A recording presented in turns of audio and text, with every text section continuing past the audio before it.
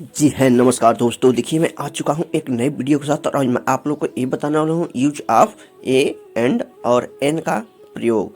तो देखिए दोस्तों, ए और एन का प्रयोग कहाँ कहाँ होता है और मैं आप लोग को एकदम बारीकी से समझाऊंगा इस वीडियो में। मैं चाहूँगा कि इस वीडियो को आप लोग शुरू से अंत तक जरूर देखिए। देखिए दोस्तों, लिखा है ए और एन का प्रयोग सीखिए। जैसे आई एम ए मैन, मैं एक आदमी हूँ। I am an honest man, मैं एक आदमी हूँ। एन होनेस्ट लगा है। सो देखिए यहाँ पे दोस्तों एन होनेस्ट लगा है, तो एन कहाँ लगता है और ए का प्रयोग अभी मैं आप लोग नीचे तरह की समझाऊंगा अच्छी तरीके से। और फिर यहाँ तो आप लोग को मैं एग्जाम्पल ही बता रहा हूँ एक एक।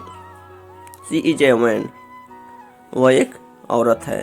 सी इज एन ओल्ड मैन, वह एक बूढ़ी औरत है।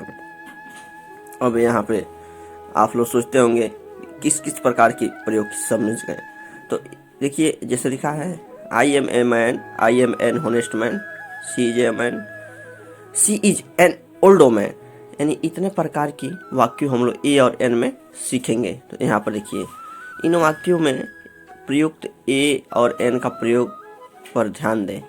ए और एन का प्रयोग है यहाँ पर ध्यान दें आप लोग। देखिए लिखा है यह एक शेर है, दिस इज ए लायन, वह एक गधा है।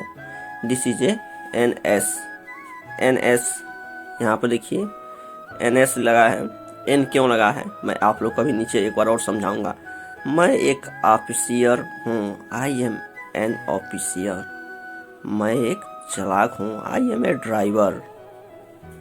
ड्राइवर और क्लेवर भी होता है, ड्राइवर और क्लेवर दो होता है चालाक का। वह एक डाकिया है, सी इज ए पोस्टमैन। अब अभी आप लोग को एक तरफ और नीचे की तरफ दिखा रहा हूँ। देखिए यहाँ लिखा है वह एक लेखक है, तो क्या होगा ही इज ए राइटर। अब इसके नीचे दिखाता हूँ आप लोग को सातवां भी। ऊपर तो आप लोग 6 देख चुके उदाहरण, और 6 को हम चाहेंगे कि अच्छे तरीके से समझ लीजिए। अभी तो नीचे मेन चीज़ तो बाकी है, क्या समझाना है क्या नहीं। अभी बीच में मैं चाहूँगा कि आप लोग को एक टिप्स बता दूँ। देखिए ए और एन का प्रयोग, तो ए यानी जब कॉन्सोनेंट वर्ड्स यानी सब्जेक्ट हो तब ए का प्रयोग होगा। यदि कॉन्सोनेंट नहीं हो, यदि वावेल सब्जेक्ट से शुरू हो तो वहाँ एन का प्रयोग होगा। देखिए यहाँ लिखा है वह एक लेखक है, she is a he is a writer. यह बर्फ है, दिस इज आइस। यह कोयला है, दिस इज ए कोयल। वह रमेश है, this is that is a. यहाँ आप देखिए दैट लगा है, वह रमेश है, दैट इज रमेश। ये रही आप लोग की अपडेट। और नीचे की तरफ मैं दिखा रहा हूँ, ये तो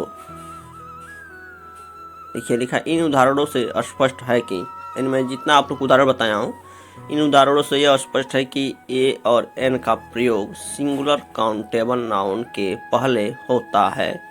यानी एक वचन काउंटेबल यानी जिसे गिना जा सकता है वह नाउन में संज्ञा के पहले होता है। और प्लूरल नंबर यानी बहुवचन, प्लूरल नाउन यानी बहुवचन संज्ञा, और अनकाउंटेबल नाउन यानी जिसे गिना नहीं जा सकता है वह संज्ञा, और प्रॉपर नाउन के पहले एन का ए और एन का प्रयोग होता है। तो यहाँ पे स्पष्ट हो रहा है, कुछ आप लोग के नहीं लिखा है। उन आधारों से स्पष्ट होता है कि ए और एन का प्रयोग सिंगुलर काउंटेबल नाउन के पहले होता है। यानी सिंगुलर काउंटेबल यानी पहले होता है उसके। और यहाँ पे देखिए जहाँ ए का प्रयोग वैसे शब्दों के पहले होता है जिसका उच्चारण व्यंजन ध्वनि से शुरू हो, वहीं एन का प्रयोग वैसे शब्द के पहले किसका, जहाँ ए का प्रयोग वैसे शब्दों के पहले होता है जिसका उच्चारण व्यंजन ध्वनि से शुरू हो, वहीं एन का प्रयोग वैसे ही शब्द के पहले होगा जिसका उच्चारण स्वर ध्वनि के पहले से शुरू होगा। तो यहाँ पर देखिए क्या समझा रहा है, लिखा है नोट, यह छाता है और यह एक छाता है। तो यह छाता है तो क्या होगा, this is an umbrella, this is A umbrella. यह एक छाता है अब रह गई बात कि यह छाता है, यह छाता है, क्या लगेगा यहाँ पे? इन दोनों की वाक्यों की अंग्रेजी दिस इज एन अम्ब्रेला है। हिंदी में ऐसे वाक्यों का एक प्रयोग सिंगुलर काउंटेबल नाउन के हो या न हो, अंग्रेजी के वाक्यों इसी प्रकार मैं लड़का हूँ का अंग्रेजी का अनुवाद आई एम बॉय नहीं होगा, बल्कि आई एम ए बॉय होगा। मैं लड़का हूँ, यहाँ पे देखिए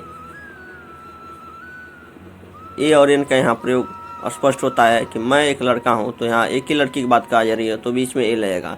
और बी नियम देखिए, यदि नाउन के पहले एडजेक्टिव हो और तो ए और एन का प्रयोग होगा। जैसे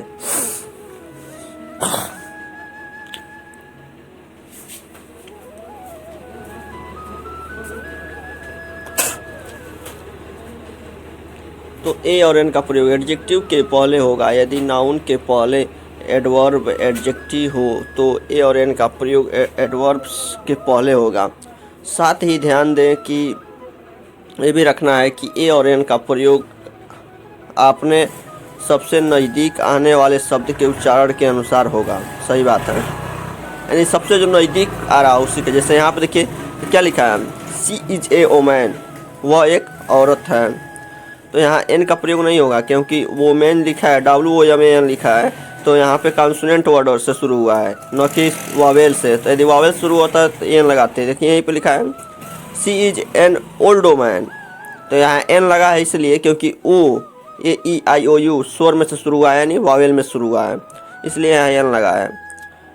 सी is a very good woman, वह एक बहुत अच्छी औरत है। अब यहाँ पे देखिए राजेंद्रा इज एन ऑफिसियर लिखा है, यानी कहने का मतलब यह है कि आप लोग को मैं पहले ही बताया हूँ, यदि वावेल से शुरू होता हो AEIOU, इस वर्ड में से यदि कोई सब्जेक्ट शुरू होता हो या बीच में का कॉम्प्लीमेंट, तो उसको एन का प्रयोग लगाते हैं। जैसे लिखा है she is an intelligent girl, intelligent यानी वो एक बहुत अच्छी, या इंटेलिजेंट भी होता है टॉपर लड़की है। इसी तरह ही आप लोग को ऊपर की अपडेट देखते रहिए। फिर अभी आप लोग को स्क्रीन पे लाकर रखते हैं। देखिए